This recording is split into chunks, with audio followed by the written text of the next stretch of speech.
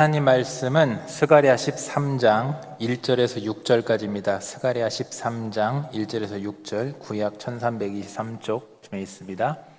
한 절씩 교독할 때 제가 먼저 읽겠습니다.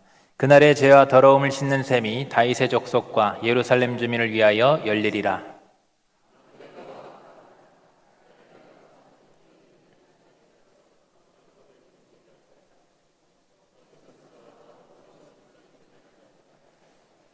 사람이 아직도 예언할 것 같으면 그 낳은 부모가 그에게 이르기를 내가 여호와 이름을 빙자하여 거짓말을 하니 살지 못하리라 하고 낳은 부모가 그가 예언할 때에 칼로 그를 찌르리라.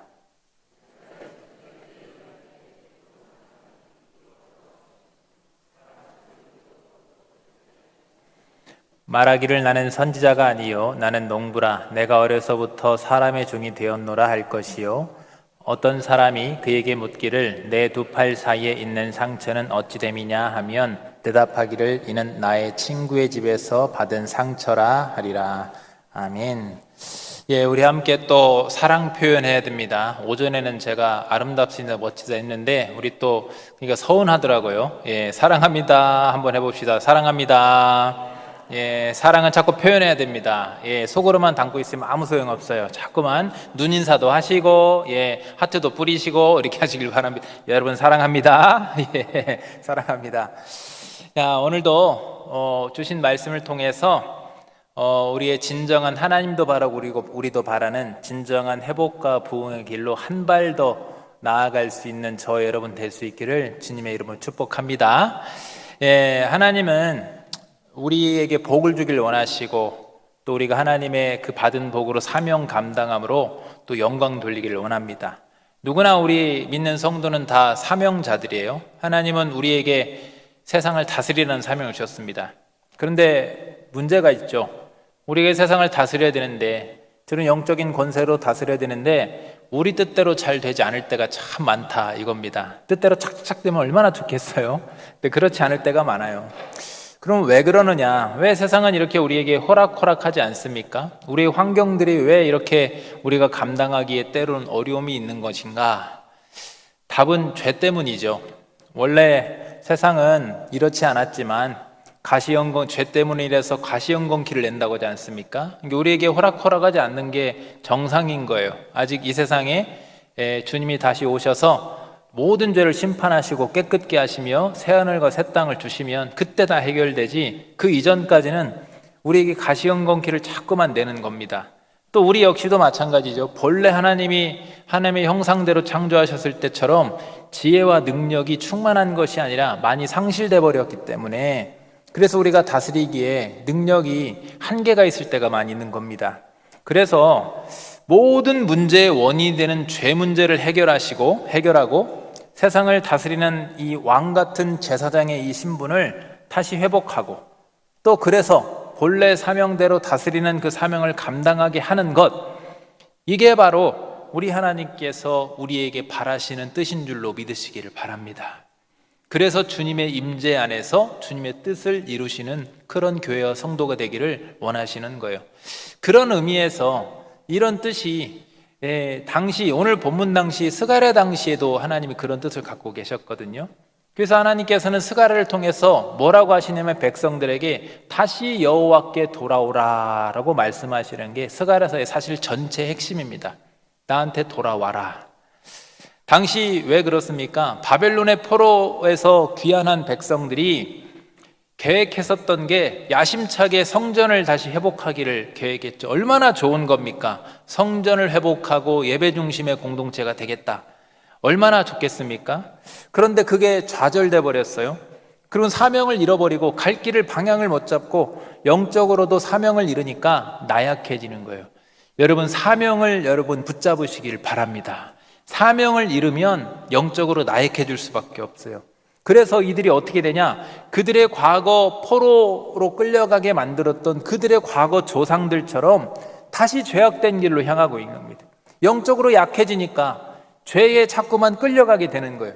그래서 하나님께서 뭐라고 하시느냐? 나에게 돌아오라, 여호와께 돌아오라 하시면서 다시 거룩한 백성으로 회복하길 바라는 마음으로 이렇게 스가를 통해서 말씀을 주시는 겁니다.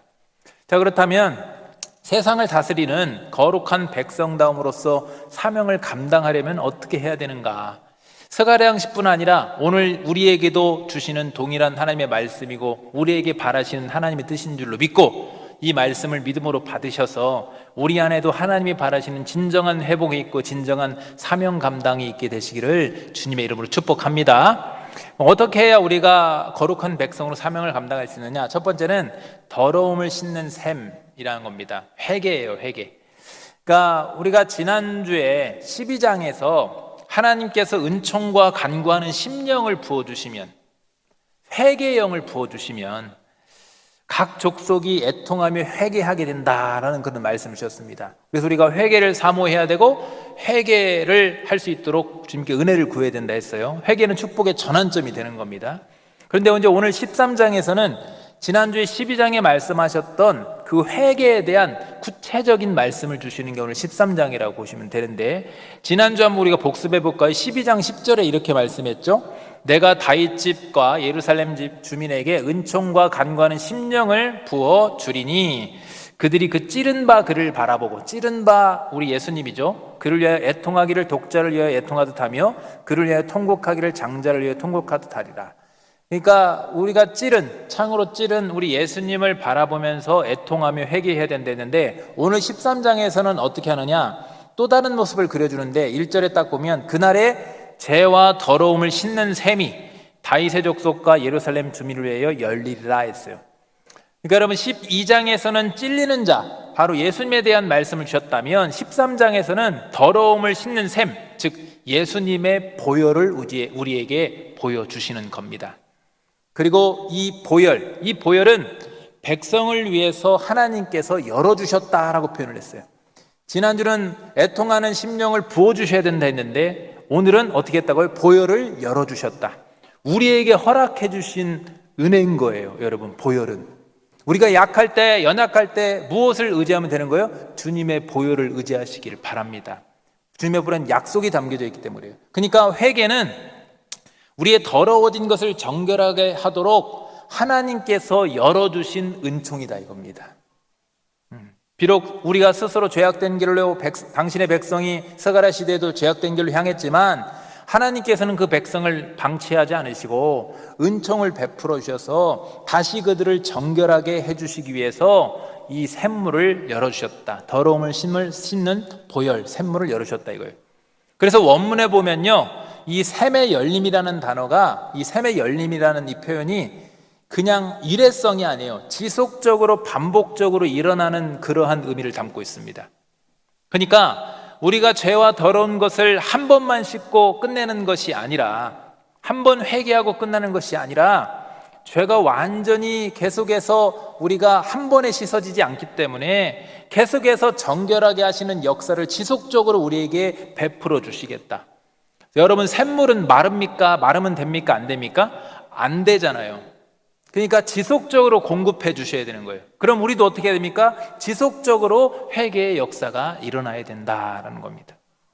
그런데 죄를 씻어주시는데 구체적으로 어떤 죄를 씻기를 원하시느냐? 2절을 딱 보니까 만군의 여호와가 말하노라 그날에 내가 우상의 이름을 이 땅에서 끊어서 기억도 되지 못하게 할 것이며 거짓 선지자와 더러운 귀신을 이 땅에 떠나게 할 것이라. 우상과 거짓 선지자, 이걸 말하는 거예요. 거짓 선지자, 더러운 귀신, 점치는 것, 이런 것들.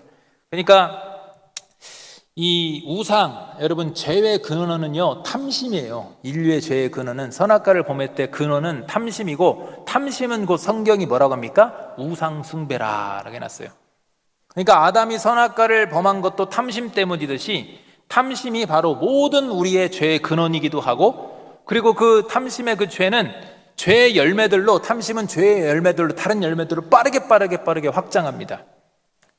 탐심이 그래요. 그냥 하나 죄를 짓는 것이 아니라 죄의 확장성은 너무나도 빠른 겁니다. 그리고 나서 여기 보면 거짓 선지자가 나오잖아요. 거짓 선지자 역시도 왜 같이 딱 같은 선상에 우상과 같이 놨냐? 거짓 선지자들 역시 탐심이 주된 요인입니다. 그래서 우상과 관련이 있어요. 여러분, 지금 이 시대도 마찬가지. 이단의 교주들의 딱 하나 그들이 바라는 건 뭡니까? 돈이에요. 돈이고 이 세상 권세고 자신의 욕심입니다. 그것 말고는 하나도 없어요. 다 이용하는 것 아니겠습니까? 당시에도 마찬가지예요. 구약에서도 거짓 선지자라는 경고가 계속 나오고 요한계시록에도 계속 나오고 주님 오실 때 가장 먼저 그래서 주님이 심판하시는 게 거짓 선지자들이에요. 그 정도로 하나님께서 싫어하시는 게 거짓 선지자들입니다. 왜요? 거짓 선지자들은 사람들을 속여서 자신의 사리소욕을 추구하는 자들입니다. 그들은 스스로를 높이죠. 그리고 하나님의 영광을 가립니다. 그리고 제일 중요한 게 하나님이 너무나도 목숨처럼 사랑하시는 하나님의 백성들을 미혹해서 하나님과 멀어지게 만드는 겁니다. 그러나 우리 하나님께서 우리를 위해서 어떻게 하셨다고요? 정결하는 셈, 정결케 하는 셈, 즉 보혈을 열어주셨다라는 거예요. 이 보혈이 너무나도 능력이 있는 겁니다. 그래서 우리는 어떻게 해야 됩니까? 이 시대에 자꾸만 사상들이 막 난무하고 우상들이 막 난무하고 이단 사상들이 막 우리를 공격하는데 어떻게 지킬 수 있을까요? 공부 많이 하면 지킵니까? 아니요. 이단에 빠진 사람들 중에 공부 많이 한 사람들 되게 많아요. 그렇게 하는 것이 아닙니다. 영을 깨끗하게 해야 되는 거예요. 우리 영을. 어떻게 깨끗하게 합니까? 지속적으로 주님의 보혈을 의지하며 우리 안에 탐심과 이기심과 이런 것들을 씻어내야 되는 거예요. 그래서 우리 안에 있는 탐심과 우상숭배, 거짓 진리로부터 우리를 지켜내야 되는 겁니다. 우리를 깨끗하게 해야 우리 안에 누가 역사하시는 겁니까? 성령께서 역사하셔서 죄를 분별케 해주시고 우리를 지켜낼 수 있는 겁니다. 그런데 이 회개라는 것이 여러분 눈물로만 하는 것이 아닙니다. 회개의 삶에서 지정의라고 하지 않습니까? 인식하고 느끼고 행동해야 돼요. 의지적으로. 회개는 하나님보다 중요하게 생각하는 것들, 내 안에 있는 우상들을 먼저 버리는 것부터 시작해야 돼요. 여러분 회개할 때 잘못했어요만 하지 마시고 도와주십시오. 그리고 자꾸만 버리시길 바랍니다. 내려놓으시길 바랍니다. 못하겠으면 주님께 도와달라고 해야 돼요. 이걸 좀 내려놓게 해주십시오 해서 우리 안에 있는 우상을 비워내요. 그 다음에 비워놓은 곳에 무엇을 채워야 됩니까? 다시 또 금방 탐심이 찰 수 있으니까 비워진 우리 안에 주님의 말씀을 채우시기를 바랍니다. 말씀을 채우고 말씀대로 순종하는 삶을 살아내려고 딱 애를 쓸 때, 그 삶의 변화가 있을 때 그게 진짜 회개인 거예요. 여러분, 삶의 변화가 없이 회개는 있을 수가 없어요. 그거는 감정으로 끝나는 겁니다. 그래서 여러분 제가 언제 한번 말씀드렸는데 수요일날 말씀드린 것 같아요. 여러분 회개는요, 눈물은 많이 흘렸는데 회개가 아닌 것일 수 있고, 왜? 사람마다 감정의 기복은 틀리니까. 그렇죠? 그런데 반대로 눈물은 하나도 안 흘렸는데 회개한 것 될 수 있어요. 왜요? 눈물은 안 흘렸지만 말씀대로 삶이 변하고 있으면 그게 진짜 회개인 줄로 믿으시기를 바랍니다. 그러므로 저 여러분은 우리를 위해서 열어주신 이 정결한 샘의 보혈을 의지하고 주님 보혈을 의지합니다. 나를 씻어주시옵소서, 나를 불쌍해 주시옵소서, 나를 정결하게 해주시옵소서, 내 안에 있는 우상과 탐심을 걷어내게 해주시고 그 안에 말씀을 채우시고 말씀대로 살아낼 수 있는 능력을 주시라고 이렇게 기도할 때, 그렇게 날마다 우리가 회개할 때 우리가 거룩한 신분이 합당하게 행함으로써, 신분이 회복됨으로써 그렇게 하나님께 붙들림 받아서 사명을 감당할 수 있는 줄로 믿으시길 바랍니다. 여러분 회개의 축복을 여러분 마음껏 매일매일 누리시기를 주님의 이름으로 축복합니다. 두 번째는 회개하고 말씀대로 사는 삶의 대표적인 예가 뭐냐면 거짓 없는 진실한 삶입니다. 하나님의 말씀은 진리입니다. 아멘입니까 여러분? 거짓이 아니에요. 진리. 성령도 진리의 영입니다. 그런데 마귀는 반대예요. 마귀는 거짓의 영입니다. 속이는 영이에요. 자꾸만 우리를 그래서 사실로 속이는 것이 사실로 우리를 이렇게 끌어가는 것이 아니라 자꾸만 말도 안 되는 거짓을 통해서 우리를 미혹해서 죄에 빠지게 만들고 우리를 낙심하게 만들고 하는 거예요. 그래서 여러분 우리가 회개하고 진리의 말씀대로 성령을 따라, 진리의 영인 성령을 따라 살아가는 사람은요, 거짓을 당연히 미워하게 되어 있어요. 그 중에서도 당시에 거짓 선지자가 나오는데, 당시 사리사욕 때문에 거짓을 자꾸만 말하는 거예요. 예언하는 거예요. 거짓으로 예언하는 거예요. 사람들의 관심을 끄는 겁니다. 그래서 사람들을 이용하는 거죠. 이게 바로 거짓 선지자들인데, 뭐라고 하면 3절에 딱 보면 사람이 아직도 예언할 것 같으면, 거짓말로 예언하는 거예요. 그러면 그 낳은 부모가 그에게 이르길 네가 여호와 이름을 빙자하여 거짓말을 하니 살지 못하리라 하고 낳은 부모가 그가 예언할 때 칼로 그를 찌르리라. 여러분, 무서운 말이잖아요. 부모가 자녀를 칼로 찌르래요. 뭐 하면요? 거짓으로 예언하면. 이게 어떤 의미냐? 그 정도로 거짓을 철저히 거짓 선지자를 경계하라 이거예요. 철저히 경계하라. 그 정도로 하나님은 거짓을 싫어하신다. 특히 당신의 백성을 거짓으로 미혹하는 거짓 선지자들을 너무나도 싫어하신다 이거죠. 왜 그러느냐? 이스라엘 역사에서요, 거짓 선지자와 참 선지자의 대결은 끝도 없었는데 계속 이어졌는데, 이 참 선지자는 어떻게 말씀을 전합니까? 예레미야서, 우리 새벽에 요즘 예레미야서 하는데 이제 에스겔로 넘어갔습니다. 근데 참 선지자의 특징은 백성들이 싫어할 걸 알면서도 계속 어떻게 해야 되는 겁니까? 그들의 죄를 고발하고 심판을 경고하고, 그러면서 뭘 하게 만드는 거예요? 회개를 자꾸만 촉구하는 겁니다. 자꾸만 회개를 말하는 거예요. 저도 이 앞에서요, 여러분에게 여러분 복 받으십시오, 잘 될 겁니다 하면 너무 저도 편안하고 좋습니다. 그런데 여러분, 그렇지 않아요. 사실은 구약 성경이나 신약이나 많이 할 수밖에 없는 게 목회자가 순종하십시오, 회개하십시오, 이것 빼면 설교할 게 거의 없습니다 사실은. 그렇지 않습니까 여러분? 그래서 구약에서부터도 참 선지자는 항상 죄를 고발하고 심판을 경고하고 회개를 촉구했어요. 그런데 거짓 선지자는 어떻게 했냐? 죄와 타협을 말했습니다. 괜찮다 이 정도면.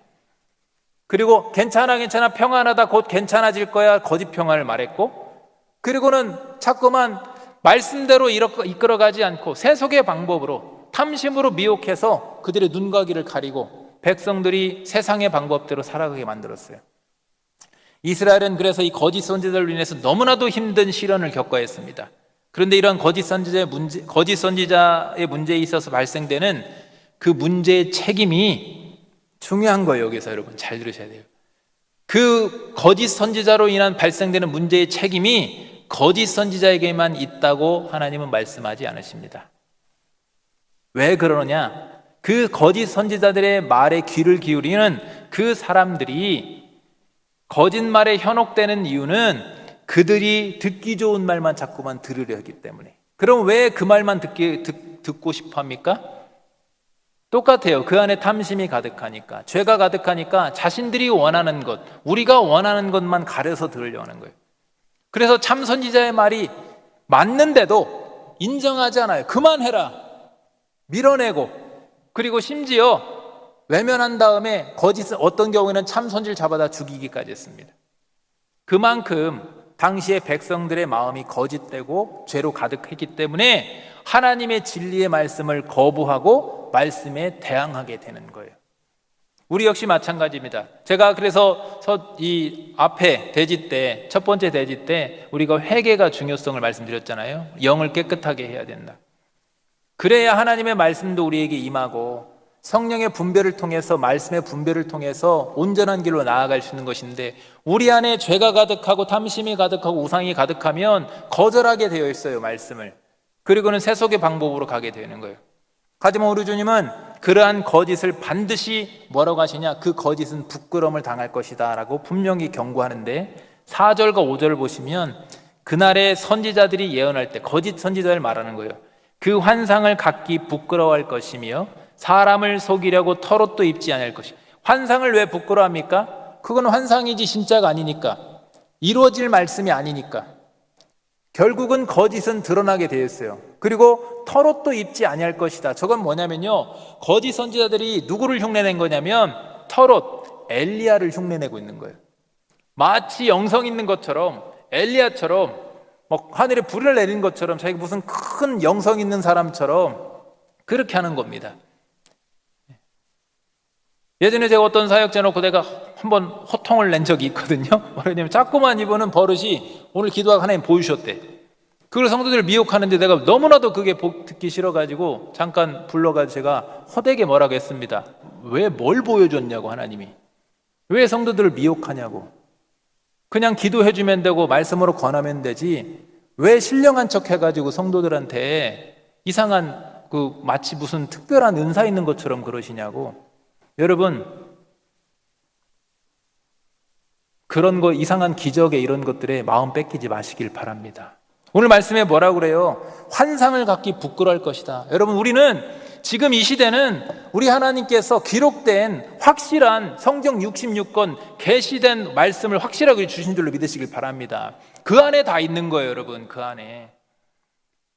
그 다음에 5절에도 보면 뭐라고 합니까? 말하기를 나는 선지자가 아니요 나는 농부라 내가 어려서부터 사람의 종이 되었다. 이것도 똑같아요. 이건 누구를 빗대는 거냐면 5절은 참 선지자였던 아모스는 농부 출신이거든요. 겸손하게 자신을 고백했던 나는 별 사람 아닙니다. 저는 연약한 자예요. 저는 그저 종일 뿐이고 저는 그저 농부일 뿐입니다 라고 겸손하게 말했던 아모스가 했던 고백을 그대로 흉내내고 있는 모습입니다. 그러니까 그럴듯하게 참 선지자인처럼 흉내를 내는데 그런데 반드시 거짓은 드러날 것이다 라는 거예요. 오히려 그들이 부끄러움을 당하게 될 것이다. 6절에도 뭐라고 합니까?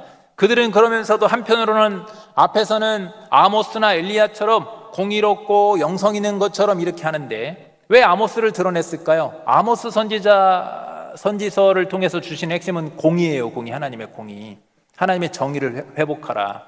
자기가 정의로운 것처럼 엘리야처럼 큰 영성 있는 것처럼 그랬는데 뒤로 한편에는 뭐 하느냐? 6절에 보니까 어떤 사람이 그에게 묻기를 내 두 팔 사이에 있는 상처는 어찌 됨이냐 하면 대답하기를 이는 나의 친구의 집에서 받은 상처라. 저 거짓말이에요. 저거 왜 거짓말이냐? 저게 뭐 하다 얻은 상처냐면 바알 선지자들이 등이나 가슴에 자해를 이렇게 합니다. 우상을 섬길 때. 엘리야랑 대결할 때도 칼로 자해했던 장면이 나오거든요. 근데 똑같아요. 바알 선지자들이 등이나 가슴에 자해를 하면서 몸을 막 학대하면 황홀경이 와요. 정신을 잃고 이렇게 환상을 본단 말이에요. 그것을 통해서 예언하는 그런 우상을 섬길 때 하는 이상한 행위가 있는데 이 거짓 선지자들도 똑같이 그 짓을 한 겁니다. 그걸 따라한 겁니다. 그런데 거짓이 드러날 때는 그 등에 난 상처가 부끄러워서 거짓말로 둘러대게 될 것이다. 아, 이거 나 친구 집에서 상처받은 거야. 이렇게 할 것이다 라고 하는 거죠. 그러니까 핵심은 뭐냐면 거짓은 죄이기 때문에 반드시 빛에 의해서 드러나게 된다라는 거예요. 그래서 거짓과 거룩은 절대 함께 할 수 없습니다. 그럼 우리는 어떻게 됩니까? 항상 거짓을 경계하시기를 바랍니다. 경계해야 되는 거예요. 거짓된 말을 조심하고 거짓된 경건의 모습으로 치장하라. 지금 계속 거짓 선지자들이 경건의 모습을 치장하잖아요. 그게 드러날 거라 이거예요. 그것도 경계하고 또 하나님을 위한다고 하면서 자신의 뜻과 자신의 사리사욕, 자신의 욕심을 더 우선히 하는 것들, 이런 것들, 그러한 신앙적인 영적인 위선들, 또 이런 어떤 그런 것들이 나중에 어떻게 되느냐? 상처가 나중에 흉터가 드러나서 수치를 받게 되듯이 언젠가는 수치를 받게 될 것이다 라고 경고하는 겁니다. 그러므로 여러분, 우리 안에 있는 거짓들을 날마다 회개하고 자꾸만 대신 진리의 말씀을 채우시고 그 진리의 영으로 성령 충만해서 이끌림 받을 수 있는, 그래서 쓰임 받을 수 있는 저와 여러분 될 수 있기를 주님으로 축복합니다. 세 번째는 연단으로 완성된다. 회개하고 그 다음에 회개 다음에 뭐가 있습니까? 거짓을 씻어내고 드러내고 진리로 바꾸고 그 다음에 연단을 통해서 사명자로 완성된다. 7절을 딱 보니까 만군의 여호와가 말하노라 칼아 깨어서 내 목자 내 짝된 자를 치라. 목자를 치면 양이 흩어지려니와 작은 자들 위에는 내가 내 손을 들이우리라. 여기서 이제 나오는 목자는요 거짓 목자가 아니에요. 참 목자를 말하는 겁니다. 이제 여기서는 앞에까지는 거짓 선지자였고 여기 목자, 왜냐면 내 목자, 내 짝된 자 이렇게 표현했잖아요. 그러니까 하나님은 참 목자를, 근데 이상한 일을 하시죠. 참 목자를 죽여서 양이 흩어지게 하신대요. 그게 뭔 말일까요? 여기서 목자는요 예수님을 예표하는 거예요. 그 예수님을 죽여서 이스라엘 백성들이 결국 어떻게 됐습니까? 흩어졌잖아요. 로마에 의해서 또 망하고 흩어졌어요. 예수님을 죽임 당이니까 양들이 흩어지게 되고 큰 고난을 겪게 됩니다. 이건 또 동시에 이 사건은 초대 때 있었던 이 사건, 예수님 이제 부활 승천하신 다음에 백성들이 흩어지고 이랬던 사건은 또 나중에 이 요한계시록에 나면 마지막 때 주님 오실 때 또 사건을 예표해 주고 있어요. 어쨌든 우리는 백성들이 신앙생활 할 때 하나님의 사명을 감당할 때 큰 환난들을 겪게 될 수도 있다라는 거예요. 교회의 역사를 보면요 환난의 연속이었습니다. 사실은 요즘 우리 한국교회 걱정하는 손길들이 있는데 걱정은 해야 되지만 걱정만 하고 비판하면 아무 소용이 없어요. 여러분 믿음으로 하나님 바라보고 은혜를 구하고 그래도 소망으로 나아갈 수 있기를 주님으로 축복합니다. 왜 그런지 아십니까? 지금 이건 아무것도 아니에요. 우리 교회 겪는 우리 교회들 지금 이 시대 겪는 거 아무것도 아니에요. 교회 2000년 역사를 보면 엄청난 그 시련 중에도 교회는 견고하게 다시 하나님이 세우신 줄로 믿습니다. 과정일 뿐이에요. 한국 교회 100년 역사상 지금 한 번 겪는 거예요. 그렇죠, 여러분? 요즘 잠깐 한 텀 겪는 거예요. 말도 안 되게 성장만 했지 않았습니까? 그런데 지금 예수님이 이 오늘 본문을 딱 보니까 예수님을 목자로 세웠는데 갑자기 목자 예수님이 죽임당하니까 양들이 흩어져요. 그리고 엄청난 고난을 당합니다. 근데 그 환난이 얼마나 컸는지 백성의 3분의 2가 멸절될 것이다 라고 했어요. 여러분, 신앙생활이 힘들어질 때, 교회나 어떤 우리가 신앙생활들이 힘들어질 때, 여러분 그때 이렇게 3분의 2, 멸절된 3분의 2, 나가 떨어지는 신앙이 아니라 지킬 수 있는 신앙이 될 수 있기를 축복합니다. 그게 중요한 거예요. 왜냐하면 그 환난 중에 남은 3분의 1이 남아있어요. 8절을 한번 보십시오. 여호와가 말하노라 이 온 땅의 3분의 2는 멸망하고 3분의 1은 거기 남으리니 그 남은 자를 뭐라고 칭하는지 보세요. 9절에 내가 그 3분의 1을 남은 자들이죠. 불 가운데서 던져 은같이 연단하여 금같이 시험할 것이라. 그들이 내 이름을 부르리니 내가 그들을 들을 것이요 나는 말하기를 이는 내 백성이라 할 것이요 그들은 말하기를 여호와는 내 하나님이라 하시리라. 환난을 통해서 주님이 뭐라고 했어요? 시험한대요. 우리의 믿음을 시험하고 연단해서 금처럼 만들겠다. 그리고 그때 남은 자를 내 백성이라 칭하겠다라고 하시는 거예요. 그러니까 하나님은요, 환난, 우리 고난을 통해서 진정한 백성인가 아닌가, 참믿음인가 아닌가를 구별하기도 하시고, 또 그 참믿음 가진 백성들 신앙을 연단하시기도 하시고, 그래서 음과 근이 재련을 통해서 막 순수해지듯이 고난을 통해서 연단해서 불순물을 걸러고 순수한 신앙으로 자꾸만 정결하게 세우시는 거예요. 그래서 진짜 우리가 참신앙 있는 사람들은요, 시련이 있을수록 힘든데 시련을 통해서 성숙해져. 그리고 나중에 어떻게 하냐? 나중에 그 시련을 바라보면서 은혜를 말하는 거예요. 그때 그래도 하나님 은혜였지. 아멘입니까, 여러분? 여러분들이 그렇게 하고 있잖아요, 저한테. 저 우리에게 오니까 옛날에 힘든 일 얘기하면서 그래도 하나님 은혜였습니다 라고 하지 않습니까? 그래서 정결하고 거룩하게 변모한 백성들은 고난을 통해서 이렇게 변모하죠. 이제 하나님을 향한 진실한 고백이 있는 진실한 신앙이 되고 하나님도 그들을 인정해주고 이런 관계가 되죠. 여러분, 어려울 때 우정을 지키는 친구가 진짜 친구라고 하지 않습니까? 신앙도 똑같아요. 고난 중에 끝까지 인내하면서 믿음을 저버리지 않는 사람이 진짜 주님의 친구가 될 수 있는 겁니다. 지금 이 시대는 그래서 기회인 겁니다. 어떤 기회입니까? 주님과 친한, 우리 전문용어로 애들 쓰는 건 찐친, 찐친이 될 수 있는 기회인 줄로 믿으시길 바랍니다. 이 시대 때 더 우리가 신실하게 해야 되는 거예요, 사실은. 흔들리지 말고 기회로 삼고 더 주님의 눈에 들 수 있도록 여러분 신실하게 하시길 바랍니다. 여러분, 평안할 때는요, 우리의 믿음의 크기를 가늠할 수 없어요. 안 드러나요, 그때는. 또 평안할 때는 우리의 믿음이 오히려 연약해질 수도 있는 겁니다. 여러분, 전쟁을 놓고 비교해보면 군사들이요, 예전에 이제 어디서 봤는데 임진왜란 때 일본 그 군인들이 얼마나 그 병사들이 강력했는지, 우리 10명이 걔들 일본 무사 1명을 못 당했대요. 왜요? 100여 년 동안의 내전 때문에, 일본 안에서 내전 때문에 너무 강력해진 거예요. 혼란 때문에. 근데 우리는 그때 어땠습니까? 중국도 마찬가지고, 이 계속 전쟁이 일어나지 않으니까 평안하니까 병사들이 약해져가지고 어떻게 해볼 수가 없었다라고 하더라고요. 우리도 마찬가지예요. 신앙생활을 할 때 평안하기만 하면 좋을 것 같지만 그건 우리의 생각이고 우리 주님의 생각은 그렇지 않을 수 있다 이겁니다. 평안할 때 우리가 오히려 약해질 수 있어요. 오히려 어려운 환경 속에서 우리의 믿음이 확연히 드러나게 돼요, 그때. 그리고 연약했던 믿음이 그 어려운 환경 속에서 내 힘으로 이겨내는 것이 아니기 때문에, 성령을 통해서 이겨내는 것이기 때문에 단단해지고 오히려 성장해 가는 겁니다. 고난을 통해서. 그래서 성도는요, 고난이 끝이 아니라 고난을 통해서 완성되는 사람입니다. 그리고 고난 중에도 주님을 바라보며 끝까지 인내하는 사람들이에요. 그 고난을 통해 완성되는 거예요. 그래서 우리가 고난만 보면 절망하게 되죠.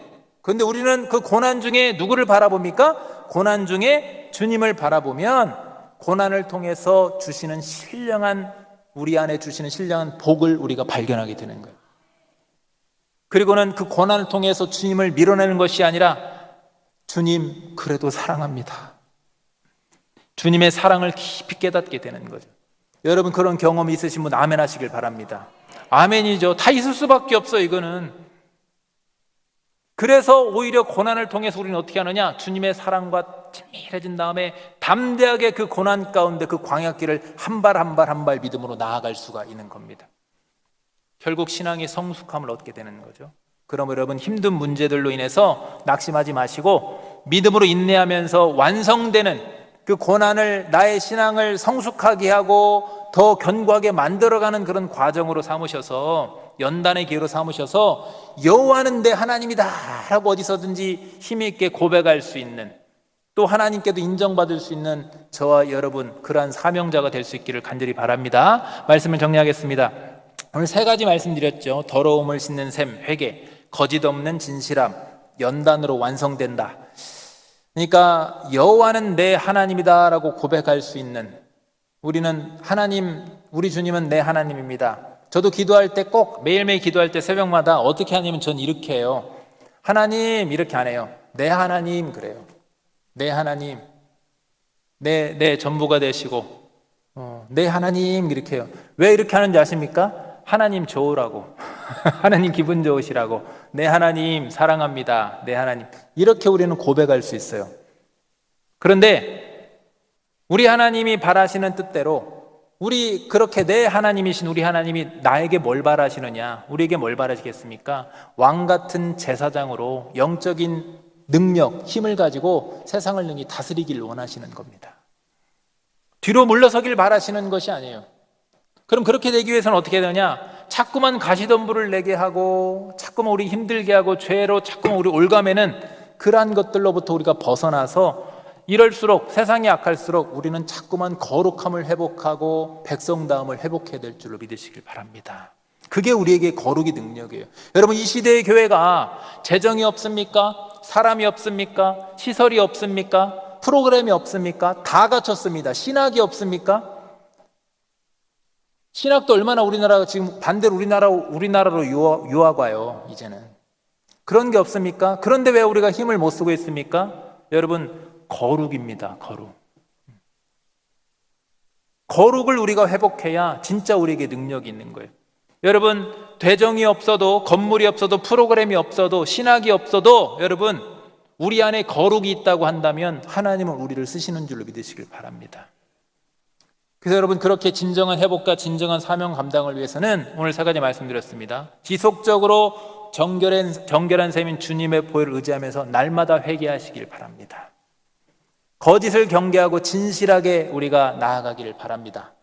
그리고 고난 중에도 여러분 낙심하지 말고 주님 바라보면서 연단의 기회로 삼으셔서 더욱 성숙해지시기를 바랍니다. 그래서 거룩한 하나님의 백성됨을 통해서 우리의 능력을 회복하고 모든 문제들을 이겨내며 능히 하나님이 바라시는 대로 능히 세상을 다스리는 사명자들이, 왕같은 제사장들이 될 수 있기를 주님의 이름으로 축복합니다.